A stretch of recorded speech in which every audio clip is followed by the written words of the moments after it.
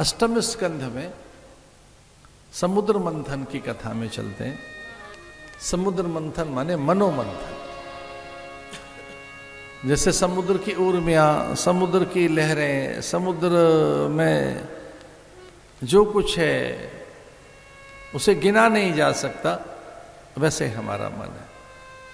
जैसे सागर की लहरें गिनी नहीं जा सकती, वैसे ही मन में इतनी कामनाएं, इतनी स्पृहाएं हैं, इतनी वासनाएं हैं।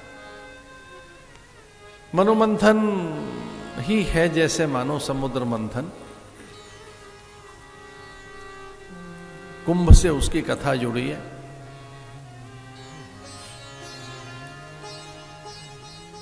अधिक बल पाकर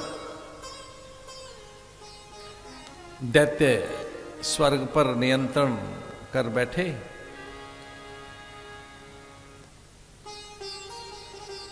इंद्र ने गुरु की उपेक्षा की।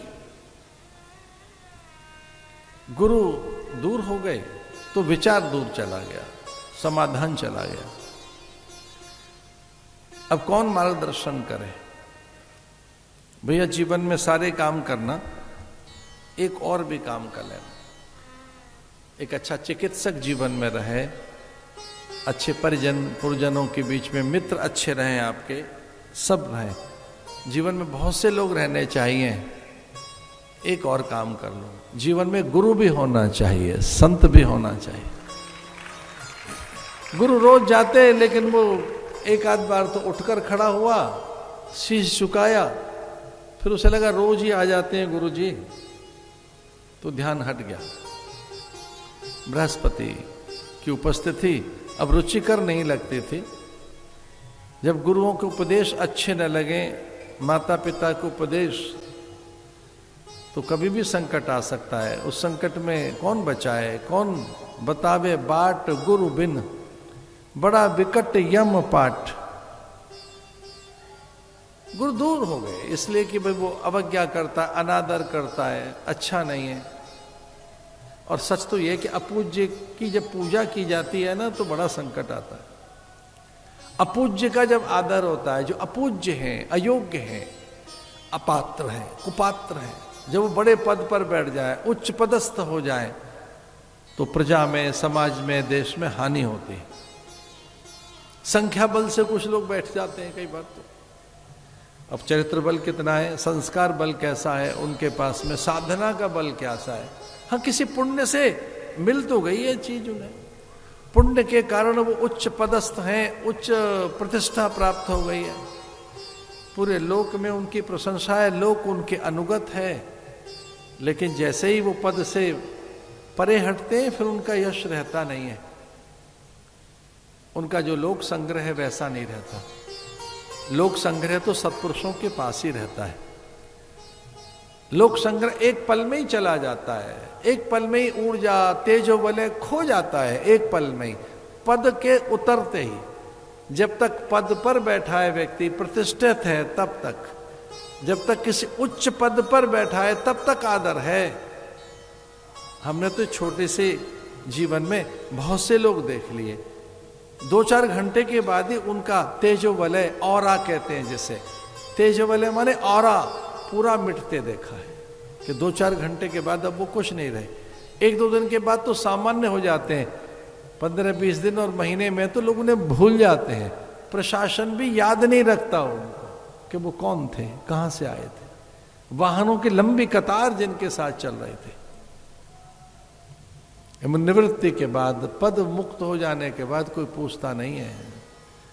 भैया लोक संग्रह तो महात्माओं के पास देखा हमने, महापुरुषों के पास, शीलवान प्रज्ञावान, कई बार सदगृहस्थों के पास हमने देखा है कि उनका लोक संग्रह कभी नहीं मिटता। राजा के जीवन में पत्ती आ गई। जब अच्छे विचारों का आप स्वागत नहीं करेंगे, सत्कर्म से विरत हो जाओगे, शुभ कर्मों से मुंह मोड़ लोगे, तो पत्ती आएगी। तो वर्षा काल में जैसे धीरे धीरे जलाशय भर जाते हैं, कुछ कुछ बूंदों से घट भर जाता है, वैसे ही सद्गुण सज्जनों के पास आने लगते हैं। वर्षा काल में तालाब भर जाते हैं, वैसे ही सत्संग के समय हमारे मन में भी सद्गुण भर जाते हैं। वर्षा काल में जलाशय भर जाते हैं, सरोवर भर जाते हैं, तालाब पानी से भर जाता है, जल पूरा भर जाता है तालाब में। ठीक उसी प्रकार से सत्संग की जब वर्षा हो रही हो, महापुरुषों के पास हम बैठे हों, तीर्थ में हों, तब हमारा मन भी सद्गुणों से भर जाता है, सद्गुणों से पूरा भर जाता है, सद्गुणाच्छादित हो जाता है मन। और फिर धीरे धीरे जब हम सत्संग से दूर होते हैं तो गुण हमारे शिथिल होने लगते हैं, फिर दूसरा स्वभाव बनने लगता है। इसलिए महापुरुषों के पास नहीं है, संतों के पास। दादुर धुन चौदिशा सुहाए, वेद पढ़त जन बटु समुदाय।